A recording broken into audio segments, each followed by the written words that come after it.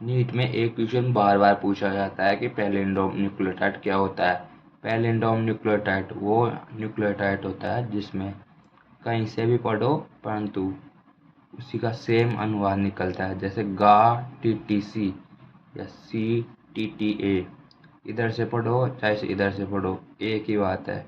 ये न्यूक्लियोटाइड गा TTC E coli है ना, उसका पैलिंड्रोम सीक्वेंस है। आपको पता ही होगा प्यूरिन और पायरिमिडिन। प्यूरिन में एडेनिन और ग्वानिन के बीच में डबल बॉन्ड रहता है, जबकि ग्वानिन और साइटोसिन के बीच में ट्रिपल बॉन्ड होता है।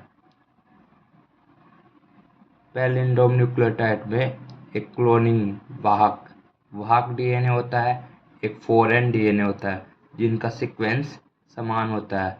जैसे इकोलाई में दर्शाया गया है कि गा टीटीसी, चाहे से इधर से पढ़ो तो एक बात है, चाहे से इधर से पढ़ो तो एक ही बात है। इसका भी बाहरी डीएनए का भी सीक्वेंस एक ही है, गा टीटीसी। तो इसके बाद में वाहक डीएनए और बाहरी डीएनए को काटने के लिए एक एंजाइम काम में लिया जाता है जिसे एंडोन्यूक्लियस एंजाइम बोलते हैं। एंडोन्यूक्लियस दो प्रकार के, वही एंडो और एक्सो।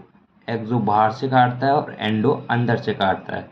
एंडोन्यूक्लियस यहाँ से काटता है, गा टीटीसी अनुक्रम है ना, जिसमें एडेनिन और थाइमिन इन दोनों के बीच में काटता है। यहाँ पर भी एडेनिन और थाइमिन के दोनों के बीच में काटता है, तो ये सिरा अलग हो जाता है। ये बाहरी संवाहक डीएनए का क्लोनिंग साइट हो गई और ये बाहरी डीएनए की क्लोनिंग साइट हो गई। फिर ये दोनों एक दूसरे से ओवरलैप हो जाते हैं, जुड़ जाते हैं।